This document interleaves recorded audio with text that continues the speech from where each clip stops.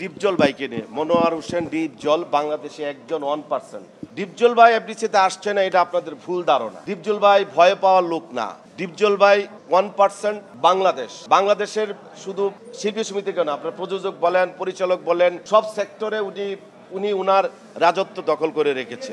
উনি সামান্য বিষয়ে ভয় পেয়ে আসবে না এই ধরনের না, কারণ উনি তো আগে বিএনপি লোক ছিলেন। উনি বিএনপিতে কমিশনার ইলেকশন করেছেন, কমিশনার ছিলেন, সেটা আমি ভালো করে জানি এবং আপনারাও জানেন। বর্তমানে উনি চোখের চিকিৎসা করছেন। আমার একটা প্রোডাকশনে কাজ করার কথা ছিল ডিপজল ভাইয়ের, এবং সেটা আমি ক্যান্সেলও করেছি। মালদ্বীপে আমার একটা শো ছিল, ওখানে যাওয়ার কথা ছিল। বললো যে আমি এখন তো বের হতে পারবো না, আমি সিঙ্গাপুরে আমি চিকিৎসা করাই, আমি যেহেতু চোখের প্রবলেম হচ্ছে আপাতত স্থগিত রাখ। স্যান্ডেলিনা সো, রূপচর্চায় আভিজাত্য।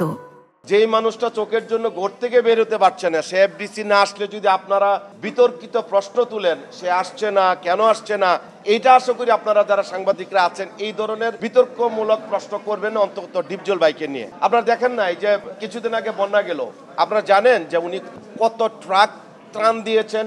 কাউকে বলেছে গতবার যেটা হলো সেম আমার চোখে দেখা 8 থেকে 10 ট্রাক ত্রাণ উনি কাউকে না বলে দিচ্ছেন। এই যে দেখেন ইলেকশন চলে গেছে, ঈদের সময় প্রায় 10 লক্ষ টাকা শিল্পীদের উনি নিজ হাতে দিয়েছেন। বলেন বাংলা ফিল্ম ইন্ডাস্ট্রিতে শিল্পীদের জন্য কে ঈদের সময় সবার বকশিস হিসেবে 10 লক্ষ টাকা কে পে করেছে? বড় বড় প্রডিউসার যখন সিনেমা নিয়ে আটকে যান, কিছু টাকার জন্য আপনারা রিলিজ দিতে পারেন না, কে আপনাদের পাশে দাঁড়ায়? মনোয়ার হোসেন ডিপজল। যখন কোনো সমস্যা হয়, পিকনিক করেন, ভাই 5টা বাস লাগবে, ভাই 500 লোকের খাবার লাগবে, কে দেয়? মনোয়ার হোসেন ডিপজল। সো ডিপজল ভাইকে নিয়ে আপনার এই ধরনের মন্তব্য আমি মনে করি করলে, উনি যদি মনে করে যে না আমাকে নিয়ে এতই কথা হচ্ছে, যাব না আমি, আমাদের ক্ষতি হবে, ফিল্ম ইন্ডাস্ট্রির ক্ষতি হবে, শিল্পীদের ক্ষতি হবে। সেকেন্ড প্রশ্ন ছিল আপনাদের আরিফিন শুভকে নিয়ে, যে তার প্লট বাতিল হয়ে গেছে। আচ্ছা দেখুন, এইটা আরিফিন শুভ এবং ম্যানেজমেন্টের রাজুকের বিষয়, এই বিষয়ে আমাদের ইন্টারফিয়ার না করাই ভালো। রাজনৈতিক পট পরিবর্তন হওয়ার পর বর্তমান সরকার কি ডিসিশন নেবে সেটাই মেনে নিতে হবে, কারণ বর্তমান সরকার তত্ত্বাবধায়ক সরকার যেটা করছে দেশের জন্য, আপনাদের জন্য, আমাদের মঙ্গলের জন্য করছে। তো এখন ওরা যদি মনে করে যে প্লট নিয়ে গেলে বেটার নিবেন, ওরা যদি মনে করে যে না উনি শিল্পী হিসেবে পেয়েছে, শিল্পী সম্মান হিসেবে দিয়েও দিতে পারেন। সো এটা নিয়ে বিতর্কিত হওয়ার কিছু নেই, বা এভাবে ঢালাও করে নিউজ করার কিছু নেই আমি মনে করি। আমার ব্যস্ততা নিয়ে আপনারা জানেন যে চিত্রনায়িকা মৌসুমী আর আমি একটা ওয়েব সিরিজ করেছি আমেরিকাতে। বাংলাদেশে থেকে এই প্রথম আমেরিকাতে প্রথম কোনো ওয়েব সিরিজ করেছি আমি, সেটা অনেক বড় নিউজ হয়েছে, কন্ট্রাক্ট ম্যারেজ নামে। আমার ওই ওয়েব সিরিজটার কাজ এখনও বাকি, যেহেতু মৌসুমী ম্যাডাম আমেরিকাতে, আমি বাংলাদেশে চলে আসছি, প্রায় 6 মাস হয়েছে। আমি নেক্সট মান্থে আবার যাচ্ছি। আমার আমেরিকাতে আমি অনেকগুলো প্রোডাকশন করছি, নট অনলি আমেরিকা।